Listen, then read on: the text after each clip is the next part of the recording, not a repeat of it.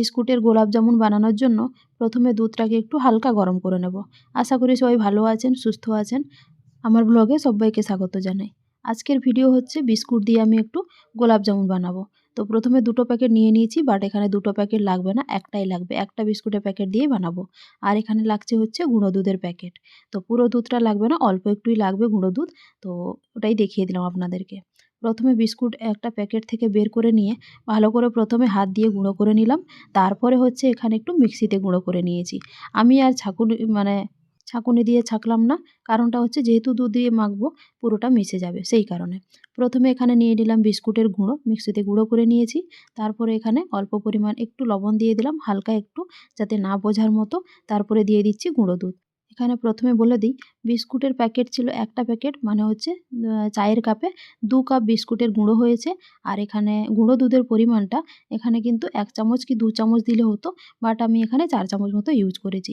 যেহেতু গুঁড়ো দুধের ফ্লেভারটা আমার খুব ভালো লাগে, সেই কারণে। আপনারা চাইলে কম করে দিতে পারেন।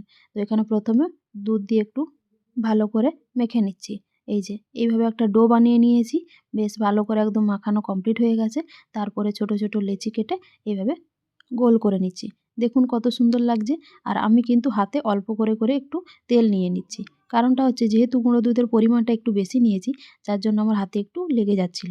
সেই কারণে হাতে একটু তেল দিয়ে ভালো করে গোল গোল করে নিচ্ছি। কত সুন্দর লাগছে দেখতে, মনে হচ্ছে এখনই খেয়ে নিই।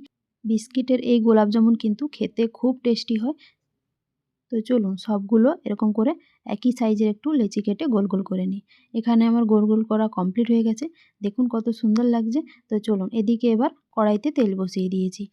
এখন তেলের মধ্যে যে লেচিগুলো গোল গোল করে রেখেছিলাম ওগুলো ছেড়ে দিচ্ছি এক একটা করে। আর এখানে তেল কিন্তু খুব বেশি গরম হয়নি, একদম হালকা গরম হয়েছে। এটা ছাড়ার পর আপনাদের হয়তো মনে হতে পারে যে তেলটা অনেকটা গরম হয়ে গেছে, বাট এতটা কিন্তু গরম ছিল না। এগুলো ছাড়ার পরই এরকম মনে হচ্ছে। তো চলুন সবগুলো দিয়ে দিই। গ্যাসের আঁচটাকে লোতে রেখে সবগুলো ভেজে নেব। গ্যাসের আঁচটাকে কিন্তু লোতেই রাখতে হবে। যদি এটাকে হাইতে রাখা হয় তাহলে কিন্তু ওপরের অংশটা তাড়াতাড়ি কালার চলে আসবে আর তাড়াতাড়ি পুড়ে যাবে, ভেতরের অংশটা কিন্তু হবে না। প্রায় সবগুলোকে দিয়ে দিলাম।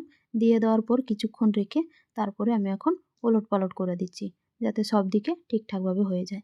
দেখুন কত সুন্দর কালার চলে এসছে আর প্রায় হয়ে এসছে, এটা কিন্তু বেশিক্ষণ সময় লাগবে না। আর এদিকে আমি মিষ্টির শিরা বানানোর জন্য জল বসিয়ে দিলাম।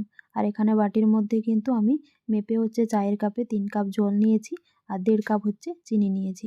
আপনারা চাইলে আপনাদের মতো করে নিতে পারেন। যেহেতু আমরা একটু মিষ্টিটা কম খাবো, সেই কারণে আমি একটু কম করে দিয়েছি। দিয়ে ওখানে একটু এলাচ দিয়ে ফুটতে দিয়ে দিলাম। ওটা ওদিকে ফুটতে থাক, এদিকে আমি আরেকবার এগুলোকে ভালো করে নাড়াচাড়া করে দিই, যাতে সব দিকটা একদম ঠিকঠাকভাবে হয়ে যায়। আর প্রায় এগুলো হয়ে এসছে, এবার হচ্ছে নামাবো। এই দেখুন কতটা সুন্দর লাগছে দেখতে। আর আমি এখানে কিন্তু একটু ডিপ করে ভেজে নিলাম, যাতে দেখতে ভালো লাগে, সেই কারণে আমি এখানে সবগুলো একটা প্লেটের মধ্যে তুলে নিচ্ছি।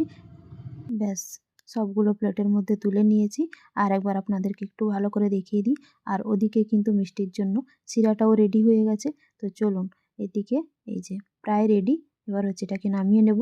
নামিয়ে নিয়ে হচ্ছে একদম গরম গরমই এর মধ্যে মিষ্টিগুলো ছেড়ে দেব। আর হ্যাঁ, মিষ্টির কথাটা আপনাদেরকে বলি, এখানে কিন্তু খুব বেশি কালারও আসেনি। তার কারণ হচ্ছে যেহেতু আমি চিনি একটু কম দিয়েছি। আপনারা চাইলে, আমি এখানে 3 কাপ পরিমাণ জল নিয়েছি, আপনারা চাইলে 3 কাপই চিনি দিতে পারেন। যেহেতু আমরা মিষ্টিটা কম খাবো, সেই কারণে আপনাদেরকে বললাম যে একটু চিনিটা কম নিয়েছি। এবার এটাকে 1 ঘন্টার জন্য ঢাকা দিয়ে রেখে দেবো। আমি একটু ওখান থেকে বাটি থেকে তুলে নিয়ে একটা কাঁচের বাটির মধ্যে নিয়ে রেখেছি, যাতে দেখতেও ভালো লাগবে। আর দেখুন সাইজগুলোও বোঝা যাবে কতটা বড় বড় হয়ে গেছে। তো চলুন একটা প্লেটের মধ্যে একটু তুলে আপনাদেরকে একটু দেখাই। দেখুন কত সুন্দর লাগছে। আর বাইরেটা কিন্তু কোনো ফেটে ফেটে যায়নি, একদম কিন্তু খাওয়ার জন্য রেডি হয়ে গেছে।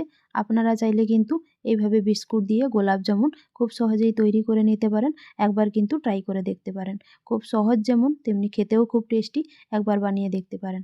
আর হ্যাঁ, কারুর যদি চটজলদি গোলাপ জামুন খেতে ইচ্ছে করে, তাহলে কিন্তু বাড়িতেই ঝটপট বানিয়ে নিতে পারবে। আর একটা জিনিস হচ্ছে, বাইরে যেভাবে মিষ্টির দোকানে আমরা মিষ্টি কিনি, তখন কিন্তু মিষ্টির পরিমাণটা বেশিই থাকে। তো এখানে চাইলে কিন্তু আপনারা কম বেশি করে বানাতে পারেন। তো চলুন আজকের ভিডিওটা এখানেই শেষ করছি। সবাই ভালো থাকবেন, সুস্থ থাকবেন। দেখা হচ্ছে নেক্সট ভিডিওতে।